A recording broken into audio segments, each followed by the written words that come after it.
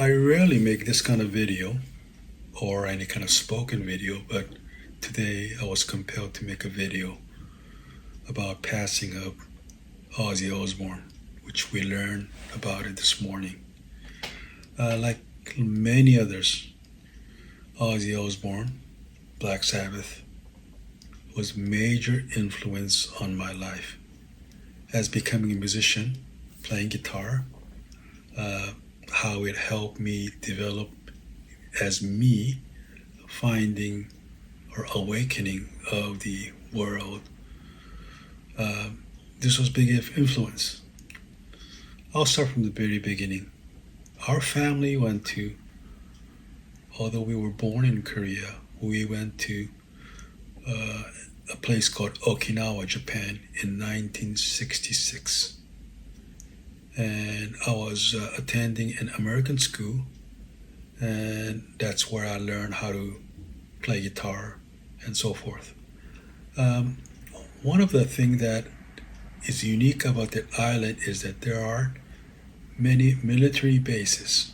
Back in 1960 or late 60s, uh, Okinawa was not part of Japan yet. This was still USA territory, and you could see uh, on the sky, we call it B-52 bombers, flying out to bomb Vietnam. This was height of the Vietnam War. And obviously, the background or soundtrack of the era is rock music. Now, every summer, the military base, mainly the Air Force Base in a city called Kadena, would make have a carnival.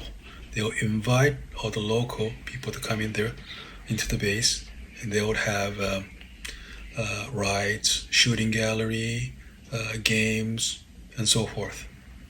In the middle of the carnival area was a big tent.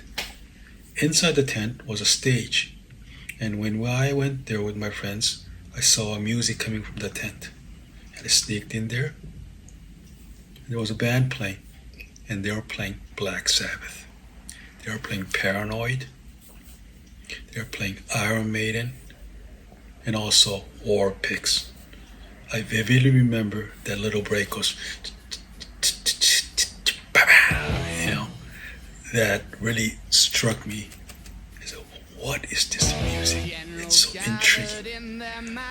All my friends had gone out to play with their girlfriends or trying to pick up girl, but I stayed in the tent for about 2-3 hours. There was not many people in there, probably, I don't know, 10, 20 people in there, but I was like the main, just glued to the stage on there. Later, I found out because in any country or any city that has military base, there's always nightclubs, and we were going to the nightclubs and taking the night scene there. Although we were teenagers, uh, we kind of snuck into the clubs, and there were bands playing Black Sabbath, Grand Funk, and so forth. And soon I learned how to play guitar. And we learned a few songs, including Black Sabbath, Paranoid, and Iron Man being one of them. And we played at dances, wherever they allowed us to play. And we got pretty good at it. And we were even invited to play at a radio live broadcast, which you can hear in the background. We were so-so. Now, one of our bass player was not one of our American school students, but he said he has a friend who also has a band, but they were going to a local Japanese school. And we were hooked up, and they said, would you like to do a concert at our school? So I said, sure, but there's a catch. You have to wear a Japanese school uniform, which was all black. So I wear all the black student clothing or student uniform, and we play Black Sabbath. Along with other songs, we did play Paranoid, War Pigs, and Paranoid, and something else. And One of the other songs we did was Sweet Leaf. And that was a song that our DJ played occasionally in his late Sunday night rock and roll program that he did. In 1975, we moved over to United States, Los Angeles. Now, all my dreams then was I want to see all my favorite band live in concert. So I started looking at the newspaper and wanted to go to a concert. And one of the most memorable one was I looked up the date. It was we came to the United States in 1975. This was what they call a Summerfest 1978. The lineup was as follows. You guys are gonna get blown away by this. The beginning act was Sammy Hagar, then Van Halen, then Black Sabbath. The main headline was Boston. Now I believe this is where Sammy Hagar and Van Halen met, and they later became the singer, the Van Halen, what we call the Sammy Hagar era. And I saw Black Sabbath for the first time in 1978. It was September 23, 1978. I love internet. You Google it and then there's a date. So, I guess main highlight or main act was Boston. I remember Boston coming onto stage very late. It was almost like 1:30 a.m. or 2 a.m. So in a way, Black Sabbath had the main, like prime time stage there. Uh, the rumor has that, although I don't remember that vividly, but Van Halen killed the show. And Black Sabbath, although they were good, Ozzy was kind of out of it. But Tony Iommi and the rhythm section with Geese Butler and Bill Ward, oh my gosh, they were really tight.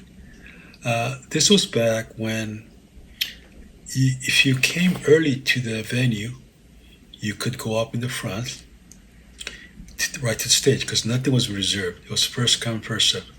I really wanted to see the Black Sabbath in very closely, so I waved through the sea of people and really got up there and saw up front. Like I think I even had my elbow on the stage and watching Black Sabbath. It was just amazing. And I retreated back for Boston because I was so exhausted.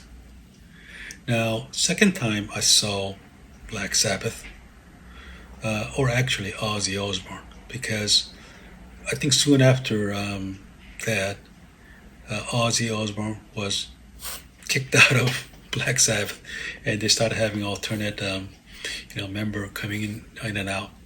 And this was 1983, and they had what they call Us Festival. It's 3 days of our Woodstock, so to speak. And first night was like pop thing with I believe David Bowie, Tom Petty, whatnot. But second day was a heavy metal day. The lineup was this. I'm gonna read it off here. Uh, Judas Priest, Ozzy Osbourne, Motley Crue, Triumph, Scorpions, Van Halen, and I believe Quiet Riot was there too. This was their own thing.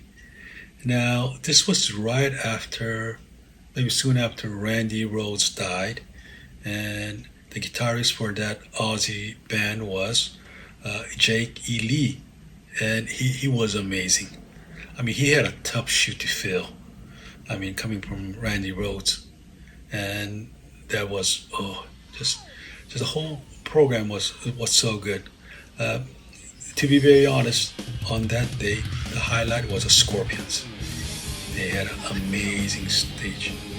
Now, as usual, Ozzy had this flamboyant dressing thing here. So, there's a video out in there, but I was there in person. Now, Ozzy had a tour in 2007 with opening act of Rob Zombie. Now by this time, Ozzy's guitarist was Zakk Wylde. This was happening at the Space Staples Center where the Lakers played, and we had a floor seat. And this was Ozzy at his best. And I mean, although Zach and Jake Lee had a hard shoe to fill after Randy's death, they were just amazing. They were amazing. Okay. And this is where I learned about Rob Zombie. I believe there's a guitarist named John Five. So that was it. Then, I believe uh, that was probably the last time I saw Ozzy. Uh, Ozzy Osbourne started this thing called Ozfest. This was a big festival with stars running here back and forth, and this happened at a place called Blockbuster Pavilion. It's about 1 hour and a half away from the city of Los Angeles, and it's a large festival sitting. And as a matter of fact, it was the same location, basically same location as where Us Festival was held in back in 1983. So I kind of went back there and had Ozfest. Now the highlight of that concert was that this is the reunion of the original Black Sabbath member, which included Ozzy Osbourne, Tony Iommi, Giz Butler, and Bill Ward came back. And this was incredible show, really.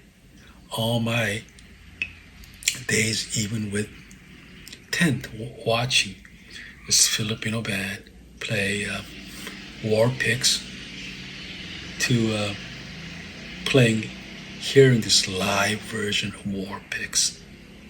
I always think the live drum was just amazing.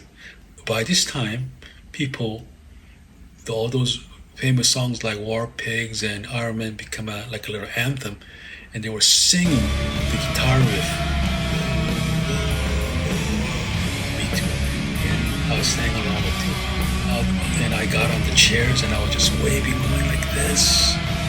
It was just amazing. It was just amazing. I mean, I'm so glad that I had chance to experience Ozzy Osbourne and Black Sabbath in their high days. And although as people grow old, I guess they just pass on.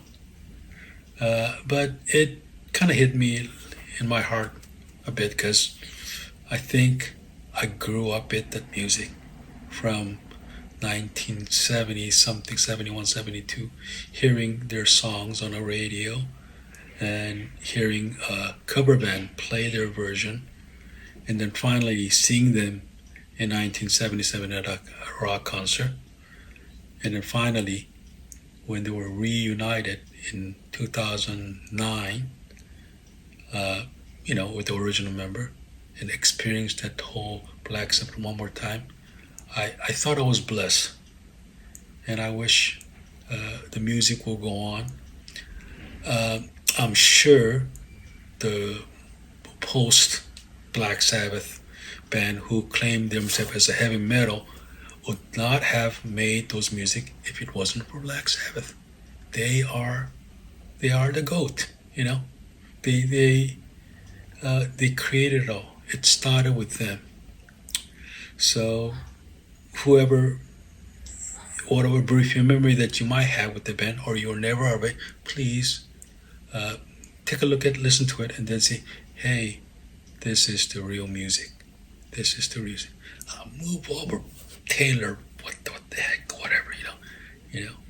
I'm glad I'm of this generation who grew up this music. Well, thank you for looking. Thank you for viewing, and I'll see you around.